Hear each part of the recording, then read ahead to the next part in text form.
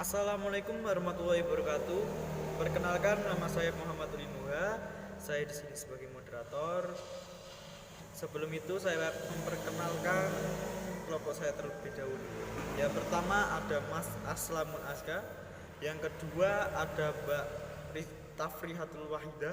Yang ketiga ada Mbak Risma Rohmatul Masyarah. Yang keempat ada Mbak Syifayatul Hikmah. Pancasila. Pancasila adalah ideologi dasar bagi negara Indonesia. Pancasila merupakan rumusan dan pedoman kehidupan berbangsa dan bernegara bagi seluruh rakyat Indonesia.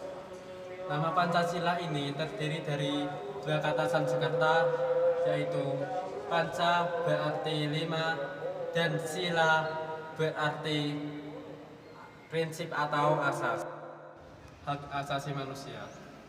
Hak asasi manusia adalah seperangkat hak yang melekat pada hakikat dan keberadaban manusia sebagai makhluk Tuhan Yang Maha Esa, dan merupakan anugerahnya yang wajib dihormati, dijunjung tinggi, dan dilindungi oleh negara, hukum, pemerintah, dan setiap orang demi kehormatan serta pelindungan harkat dan martabat manusia.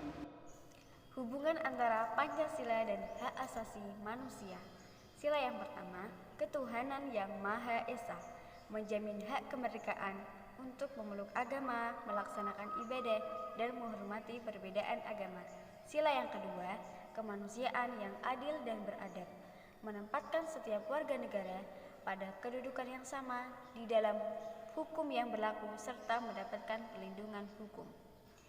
Sila yang ketiga, Persatuan Indonesia, mengamatkan adanya unsur pemersatu di antara warga negara dengan semangat rela berkorban. Sila yang keempat, kerakyatan yang dipimpin oleh hikmat kebijaksanaan dalam permusyawaratan perwakilan. Kehidupan pemerintah, bernegara, bermasyarakat yang demokratis. Sila yang kelima, keadilan sosial bagi seluruh rakyat Indonesia, mengakui hak milik dan jamsos secara perorangan yang dilindungi oleh negara serta berhak mendapatkan pekerjaan dan perlindungan. Penjabaran hak asasi manusia berdasarkan Undang-Undang Nomor 39 Tahun 1999.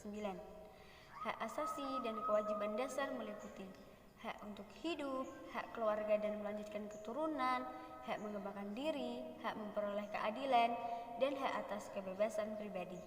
Substansi hak asasi manusia dan kebebasan dasar manusia meliputi hak atas rasa aman, hak atas kesejahteraan, hak wanita, dan hak anak.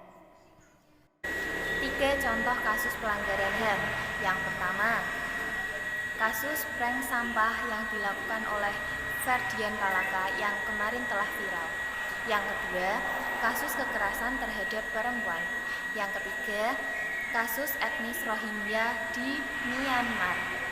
Selanjutnya, yang pertama, kasus prank sampah yang dilakukan oleh Ferdian Palaka.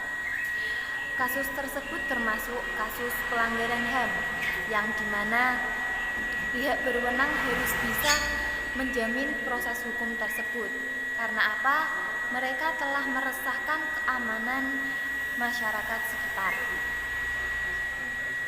Kita sebagai manusia biasa, makhluk yang awam, harus bisa memasrahkan masalah ini kepada pihak yang berwajib, dan pihak berwajib harus bisa andil dalam mengatasi permasalahan tersebut dan bisa menyelesaikan suatu permasalahan tersebut dengan standar peraturan hukum yang berlaku. Materi mengenai kasus kekerasan terhadap perempuan. Sepanjang tahun 2019 telah tercatat sebanyak 431.471 kasus kekerasan terhadap perempuan di Indonesia, dan mayoritas dari kasus tersebut bersumber dari Badan Peradilan Agama. Di Indonesia sering terjadi kasus kekerasan terhadap perempuan dalam rumah tangga, dan kasus kekerasan dalam rumah tangga tersebut disebabkan oleh beberapa faktor, di antaranya yaitu miskomunikasi antara suami dan istri, tidak ada keharmonisan dalam rumah tangga, serta adanya perselingkuhan.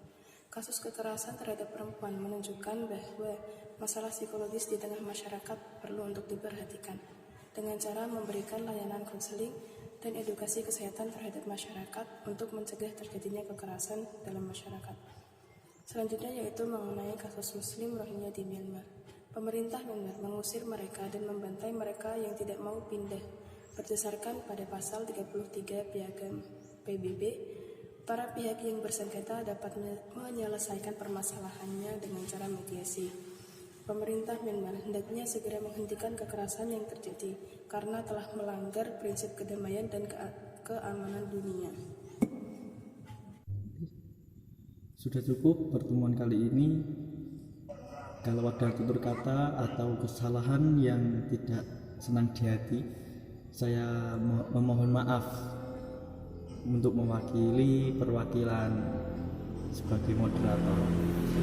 Ya sudah, itu aja. Saya ucapkan Assalamualaikum warahmatullahi wabarakatuh.